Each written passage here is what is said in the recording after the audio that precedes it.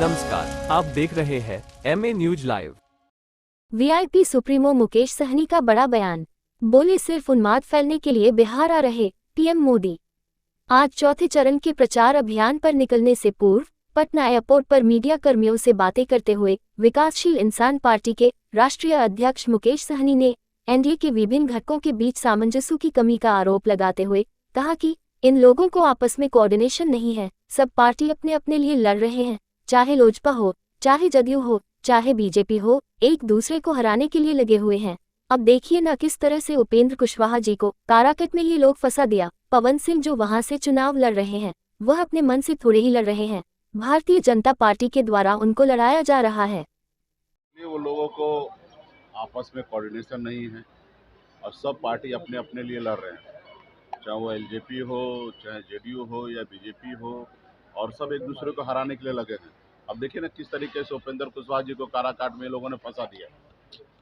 पवन सिंह जो वहाँ चुनाव लड़ रहे हैं वो अपने मन से थोड़े लड़ रहे हैं, भारतीय जनता पार्टी के द्वारा उनको लड़ाया जा रहा है। वो भारतीय जनता पार्टी का जग जाहिर है कि उनके टॉप लेवल पे जितने भी नेता हैं उनके डायरेक्ट संपर्क में है। उनको तो इंडिया गठबंधन से भी चुनाव लड़ने का ऑफर था, लेकिन पता चला कि नहीं सामने भाजपा है तो नहीं लड़ा। पता चला कि सामने भाजपा है तो नहीं लड़ा। बोला कि अगर जेडीयू रहता तो हम लड़ते हैं या एलजेपी रहता तो लड़ते, लेकिन भाजपा है करके नहीं लड़े। यानी कि भारतीय जनता पार्टी से जो व्यक्ति इतना डरे वो कैसे वहाँ पे चुनाव लड़ेंगे उपेंद्र कुशवाहा जी को हराने के लिए। तो आपस में वो लोगों का तालमेल नहीं है और ये तो होना ही है। और उनको लग रहा है कि अभी माहौल नहीं है, हमारा बेइज्जती हो रहा है, तो मंच को छोड़ के जा रहे हैं। ये कोई नई बात हो रही है। प्रधानमंत्री के रोड शो के बाद पहले ही अब हेमंत विश्वकर्मा का एंट्री बिहार में होने वाला है। उसके बाद योगी आदित्यनाथ भी आ रहे हैं। तो क्या लगता है कि 40 और 400 का नारा जो बीजेपी वाले दे रहे हैं तो क्या पार कर पाएंगे जो ये लोग नेता, जो बड़े बड़े नेता जो आ रहे हैं? आप भी 400 बोलते बोलते हंसने लगे, तो हंसी का बात है। देखिए बिहार आए, सबका स्वागत है। बिहार आइए, बिहार में घूमिए। मेरा एक ही आग्रह है कि सिर्फ चुनाव के समय नहीं, बाकी समय में भी आए, बिहार के लिए सोचिए, बिहारी के लिए सोचिए, बिहार के युवा के लिए सोचिए, बिहार के किसान के लिए सोचिए। सिर्फ चुनाव के टाइम में सिर्फ उन्माद फैलाने के लिए आ रहे हैं, ये सही नहीं है। आपके लिए ये सब चीज़ करने के लिए 365 दिन है और सभी ने आपका नौटंकी देखा है कि किस तरीके से धर्म के ऊपर आप राजनीति करते हैं, ये सभी ने देखा है। आप अपने आप को हिंदू सनातन कहते हैं, गौ माता का रक्षक कहते हैं, और वही बीफ कंपनी से 250 करोड़ रुपया का चंदा ले लेते हैं ताकि वो बीफ कंपनी वाला और ज़्यादा पशु को कत्लेआम करे और आपको ज़्यादा मुनाफा आपको पहुंचाए। तो ये सिर्फ चुनाव में ये लोग ढोंग कर रहा है, ना इनको विकास से मतलब है ना विरासत से मतलब है। सिर्फ ये नौटंकी कर रहे, ढोंग कर रहे। बड़े बड़े पोस्टर पे लिखा है कि विरासत भी रहेगा, विकास भी रहेगा। अरे ना विकास है ना विरासत है, सब ढोंग है। आपको सिर्फ सत्ता में रहना है, गरीब पिछड़ा दलित को अधिकार को खाना है। भी सिर्फ यही भारतीय जनता पार्टी का मूल मंत्र है। कभी भी भारतीय जनता पार्टी या उनके पीछे में जो पर्दे के पीछे आरएसएस है, जो भारतीय जनता पार्टी को मदद करके इस मुकाम तक लाए, कभी आरएसएस का सोच ही नहीं है कि गरीब पिछड़ा दलित आगे बढ़े।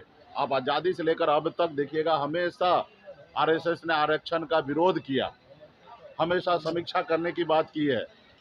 मंडल बनाम कमंडल उन्होंने चालू किया। पिछड़ा दलित ये राज नहीं कर सकता है, जन्मसिद्ध अधिकार है उसको गुलामी करने का, ये आरएसएस का हमेशा एजेंडा में रहा है।